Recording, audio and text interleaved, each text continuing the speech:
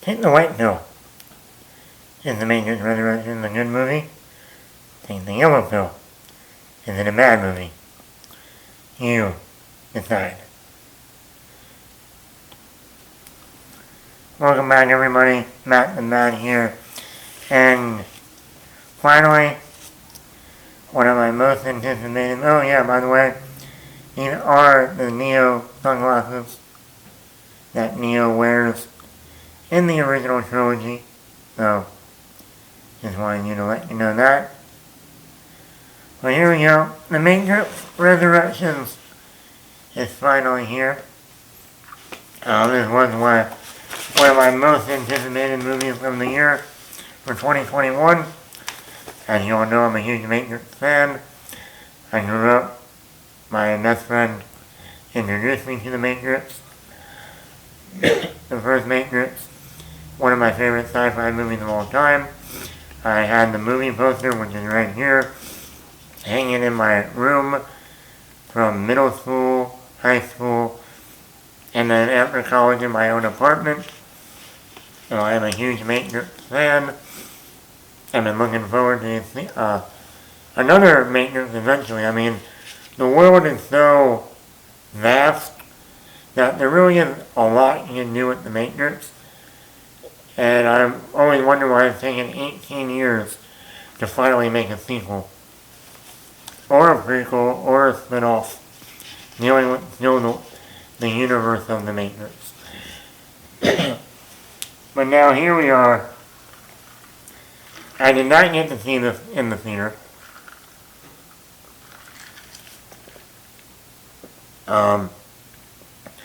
Due to recent circumstances, I was able to only watch it on my computer on HBO Max. But I will say, after watching the movie, you really don't have to see this one in the theater. Because there's not that much action in the movie. No, and that's one of the main hallmarks of the Matrix, is the revolutionary action that they have pushed forward with each movie they've made up until now. Alright, positive number one, Keanu Reeves. You know, I think a lot of people, just like me, when we saw that first trailer, you know, he has the long hair and the beard. He looked like John Wick rather than Neo. Normally Neo is shaved, shorter hair, you know. But I can tell you this. Once Keanu Reeves' Neo, Thomas Anderson, comes on screen, he hasn't missed a beat. I think there was only one scene in the entire movie that was a little bit off in terms of the character of Neo. Other than that, Keanu Reeves nails it once again. Even after 18 years, he hasn't missed a moment. His chemistry with Carrie-Anne Moss is still there. His dynamic with some of the newer cast of characters is great. So, Keanu Reeves is Neo, still great.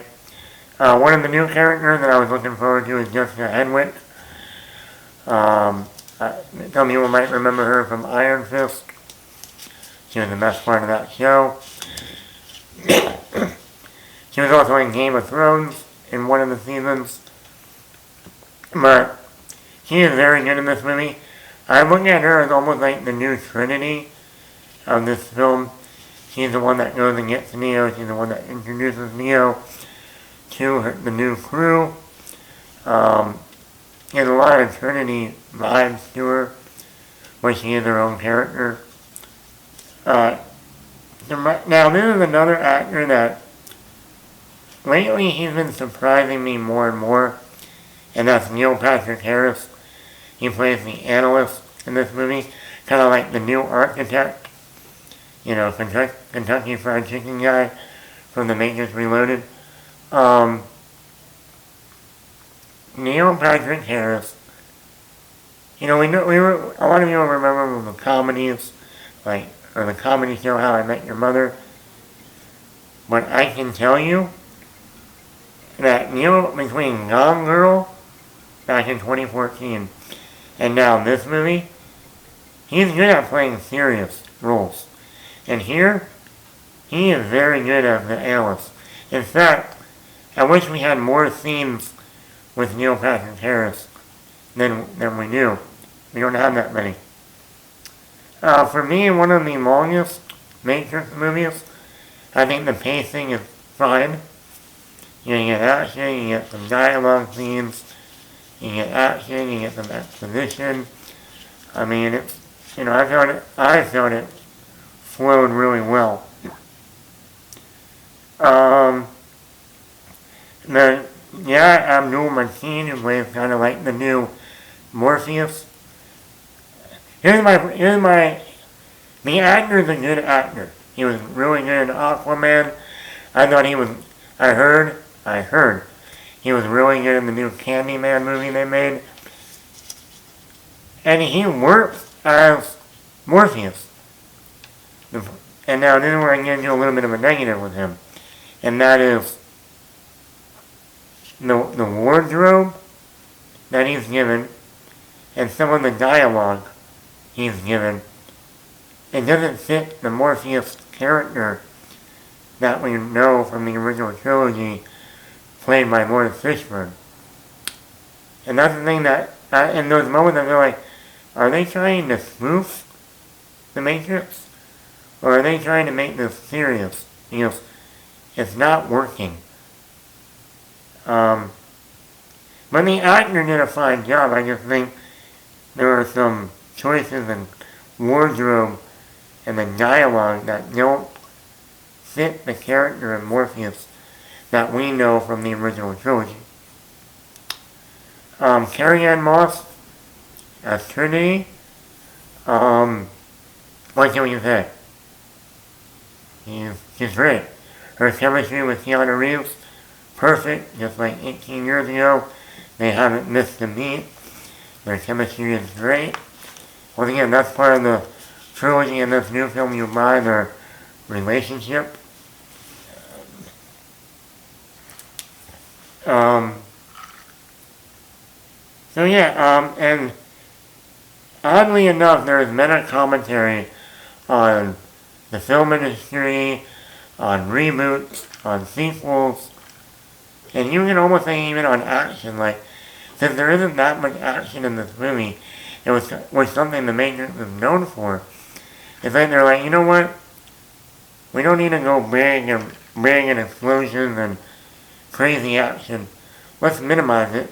Now also, I don't know if the action was trimmed down because, if people remember, this movie was only about halfway through shooting and they had to stop because of the pandemic. So I don't know if the pandemic, when they resumed filming, had an effect on what they could and couldn't do at the time, since everything was still new. But yes, this movie has a lot of meta commentary, talking about people's, fixation on nostalgia and comfort, something they know. And I thought that was interesting, and especially for the Matrix. It's making a fourth film now in the Matrix. And like I said, even though I do have a lot of negatives with this movie, this is a movie that I want to go back and watch. Because I think a lot of the dialogue themes are the best stuff in this movie. Whether it's from the analyst, Neil Patrick Harris. Whether it's from the new Mr. Anderson by Jonathan Groff. Whether it's Sachi, played by Priyanka Chopra, or Naomi, played by Jada Pinkett Smith. The dialogue is stuff that you really gotta listen to, really gotta pay attention to. It's almost like that scene in The Reloaded with the architect. Back in the day it was just like, oh, he's just babbling. But it's actually, he's talking about a lot of stuff that is interesting and makes you think. And I think there's a lot of stuff in this movie that this is a movie you gotta watch more than once to really wrap your head around the philosophy and the look at things that they're looking at now. And that's why I do want to at one point go back and watch it, just to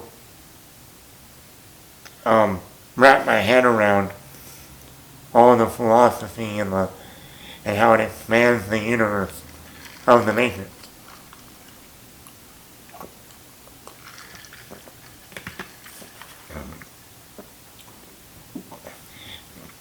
Because I feel like the analyst, I wanted more of him, and if they ever do make a sequel, I want to see more of that character. I think he's a fascinating character to, develop more. Negatives. Now, maybe I'm completely wrong about this, but, there were a lot of theories before this movie came out based on the trailer. And it seemed like Mr. Anderson, Thomas Anderson, was going to be based on the trailer, was going to be an important figure, a famous person. And when he has that scene with Jonathan Groff, how does it feel to come back to the Matrix? Jonathan Groff looked like he was going to be not only the agent, but an actual agent for an actor.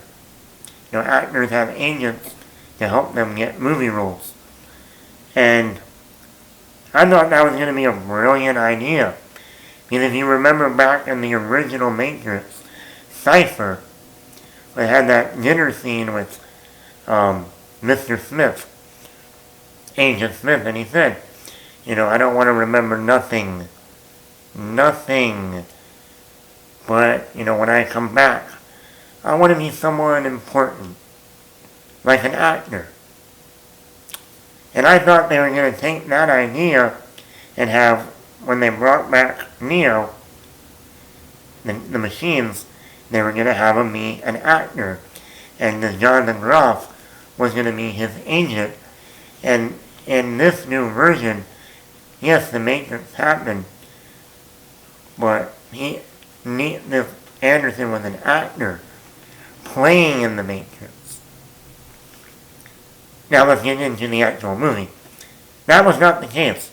Now yes, Neo Thomas Anderson was a programmer, a hacker in the original Matrix movie.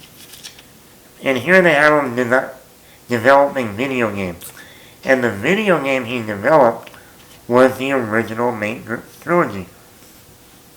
I don't have a problem with that. Now maybe, and this is where I say, maybe some of you can write in the comments, maybe I'm completely off about this. So he developed the video game.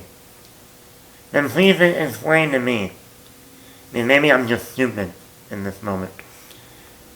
Then why are we seeing footage from the actual movies, the movie footage, if he developed a video game of the original trilogy?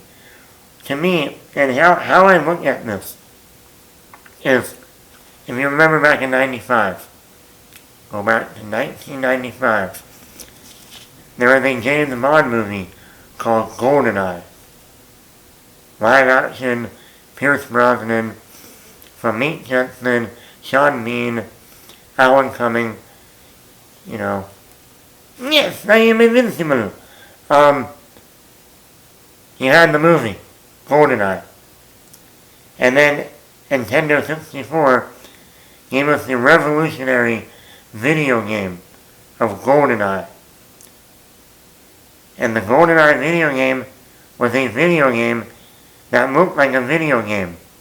In terms of the look of a video game, the animation, the graphics. So if Thomas Anderson developed the original Matrix and as a video game, then why does the footage have the live action footage as if they made it into a movie? That's what I'm saying. If he was an actor or even a director, it would make more sense to me. But he's a video game guy. And that was one of my bigger issues. Like, if he's a video game developer, then why does the footage look like a movie? Explain that one to me. I said this before, Morpheus, the wardrobe and the dialogue. You have Morpheus wearing a freaking Hawaii shirt. A Hawaiian shirt. Like he's going to Hawaii.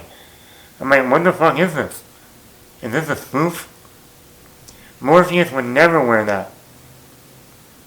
I mean, just put him in his normal outfit. I mean, what would be the harm in that? Some of the dialogue. And also with Agent Smith. It takes almost most of the movie for this new Smith to put on his sunglasses. And they don't even look like the Agent Smith sunglasses he would normally wear. Not even close. Not even by a mile. And even Morpheus, I'm like, what kind of sunglasses are you wearing? It looked like, it reminded me, in all honesty, not as far as that, but if you remember in Terminator 3, when Arnold returns, and he goes into that bar, he comes out, he takes the sunglasses out of the jacket, and they're like little star sunglasses, rims. And I'm like, are you kidding me? Is this a spoof on Terminator? So yeah, a lot of the wardrobe choices didn't work for me. Some of the dialogue in this movie. I know there were 3 writers on this film. One of them being Lana Wachowski. And some of the dialogue in this movie, right, when Neo goes up to introduce himself to Trinity for the first time, you know, he's just saying hi, shake hands, and the son says to this random stranger, do you want my mom to blow you? I'm like, what kind of kid says that to a stranger? And then the parent not reacting to that, like, go wait in the car. You're in trouble. Apologize. You know, nothing. I'm like, yeah, that, and then I said Morpheus has some dialogue, and I'm like, Morpheus would never say that. He would never say that. Ever. Also, I know at first people were wondering in the trailer, why does everything look so colorful, so clean, so perfect? And to me, I thought, well, you know, if you remember the ending of Revolutions, you know, there was a peace between the machines and the humans. So the world is bright and colorful and cheery. But then we realize in this movie, number one, it's actually been 60 years later since the last movie, in terms of the movie timeline.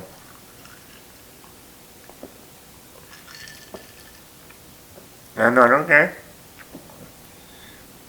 But then, and I didn't mind that. I didn't mind in the Matrix it being more colorful, because like I said, the machines and the humans are working together. We see that more in this movie.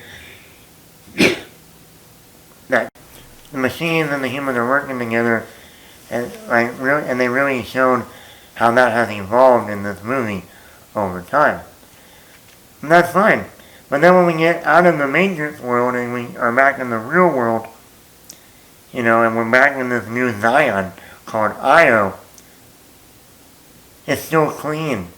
It still looks perfect to a degree. And I'm like, where's the dingy? Where's the ugliness? Where's the dirty feel of Zion? You know, where's all that? Where's the grubby looking post-apocalyptic world? We're not getting that here. So I felt like it was too clean. Too perfect for even the real world. It didn't work to me. Oh yeah. This movie has a certain way of keep flashing back to scenes from the original trilogy.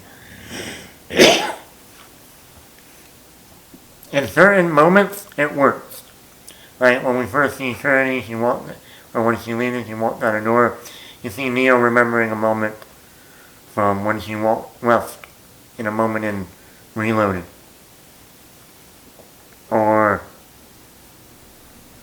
when we see, when we hear Agent Smith say, Mr. Anderson, you see Neo kind of like, whoa, I remember that from somewhere.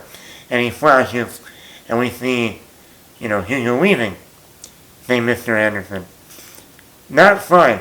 But there are so many moments in this movie that they just show a character and like, oh, if it was someone from the original trilogy, they flash back to a second of, oh, here's what he really looked like back then, but this is what he looks like now.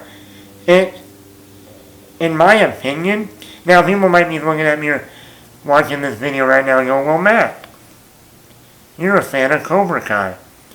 They do that all the time in Cobra Kai. Yes, they do. But here's the difference. Cobra Kai is the TV show. So, sometimes they're also trying to expand the episode to be a certain amount of time for their time slot. Number 2, Cobra Kai is based off of a spin-off of The Karate Kid. The Karate Kid came out in the 80s, all 3 of them. So, Cobra Kai is, yes, it's for the adults who grew up with The Karate Kid, but it's also for this new generation because most of the new characters are teenagers. So, and they're referencing back to certain moments in Cobra Kai because the Karate Kid 2 and 3 aren't as well liked as the original Karate Kid. So, but here's the difference. The Matrix isn't that as old as that. 2, the Matrix is rated R, so most of the people watching the Matrix are adults or young adults. So, but when you do it almost every other scene, you're flashing back to a shot from the original trilogy, you're dumbing down the fans of the Matrix. You're dumbing down someone like me going, do they think I just don't remember this shit? Do they think I'm an idiot? I mean, I don't need every other scene to have a flashback to the original trilogy. Also, once again, this is the longest Matrix movie. You take out all those flashes, you probably have like 5 minutes of footage that could have been taken out of the movie. Just right there. So it just became a little bit of it almost started to get annoying after a while. Like that, it's almost like we did it, we are too stupid. We don't remember these people. No. What else? The action. The action isn't horrible. Well, number 1, there's not that much of it. Other than the opening, 10 minutes, 15 minutes, with Jessica Henwick, that's probably the only standout action piece of the movie. The action, something, for the Matrix to be so revolutionizing action, if people remember, back in the day, after the first Matrix, almost every other movie that came out referenced the Matrix in their action with the bullet time and the slow-mo. From The Mummy Returns, to even the movie Equilibrium, to even Shrek 2, to, I mean, you name it, almost any movie between 2000 and really 2005, and then even after the new Matrix movies came out in 2003, every movie was trying to copy the Matrix, or spoof on the Matrix or reference the Matrix because of the action. Even movies, that's why some people say the action movies and the superhero films in the early to mid 2000s were better than they are now some days. Because you had movies like Spider-Man 2 that had to up the action because of what they saw from the Matrix movies. That's why the train sequence in Spider-Man 2 is still one of the best action scenes ever on film. Because of the Matrix. So the action in here, it's alright. That's one thing I hope, and they make a sequel, they will need to have a lot better action scenes. One other thing I did like, going back to Keanu Reeves, was a good chunk of the second half of the movie, when he's in the real world, he goes back to having his head shaved and no beard. And that's when I really connected even more with Neo. Like, okay, here is Neo. The head shaved, the beard shaved. Which, I'm also trying to decide, is that CGI effects? Or did he really shave his head and beard? Because if he did that then, why didn't they do that for him in the Matrix, rather than looking like John Wick? So that was a little bit like, oh, he did shave his head and his beard. Or did he? Either way, it made me really go back into the Matrix. Like, now I'm in the Matrix. This is the Matrix. He has his head shaved, no beard. He's wearing that dragony old wardrobe. Yeah. Right there, I look at this movie as the Glass of the Matrix. We had that M. Night Shyamalan Glass movie a few years ago. That the expectations were high. What we expected to happen didn't happen. Like a lot of this movie, I expected like a lot of cool action scenes. And thinking of how action has come with all the Marvel movies and stuff. And I thought, oh, this movie's going to pioneer some revolutionary action stuff that we've never seen before. And it didn't. So my expectations for that were up here. And really they were like down here while watching the movie. There are a few twists and turns that we didn't expect that I liked. Also, two things. You remember when we heard that Christina Ricci was going to be in the movie? She is. She plays like a producer or someone in the film department. And the way she looks in this movie, she looks exactly like the director, Lana Wachowski. That's what I'm talking about. The meta here works, but then there's that moment where I'm like, you have her looking like the director, and she's a producer for Warner Brothers, the same studio that's making this movie, and they want Thomas Anderson to make a Matrix 4, develop a new video game called The Matrix 4. That's where I think you have Glass, me and the expectation, and then you got Scream 3, where they're making a Scream movie, and they have the actors who are playing Gale, Dewey, and Sidney, all there in the same movie. And it's like, wait a minute. And they have moments that feel funny, like in this movie, or with the Hawaiian shirts. And I'm like, is this Scream 3? Because you got Christina Ricci looking like Lana Wachowski, and she's a producer, and she's working with Warner Brothers. And then you got some humor and Hawaiian t-shirts and bad dialogue. And I'm like, you got a case of Glass and Scream 3 in one. And like I said, I wasn't a huge fan of Glass. I wasn't a huge fan of Scream 3. So, how do I feel? Like Jonathan Groff. People don't know that Jonathan Groff was supposed to be... Hugo Weaving was originally supposed to come back. But because of scheduling conflicts and the pandemic, it didn't happen. I would have liked to see Hugo Weaving return. I think it would have helped those scenes. Jonathan Groff did a fine job. He just wasn't in the movie as much as he needed to be. Also, my theory on Priyanka Chopra was right. She's playing the the adult version of Sachi from the third film. I like that. So overall, my overall opinion, I want to see it again because I think there's a lot of stuff in the dialogue that could be thought out and processed. Do I want another Matrix? Yes. Because even where this movie ends, there's room for more.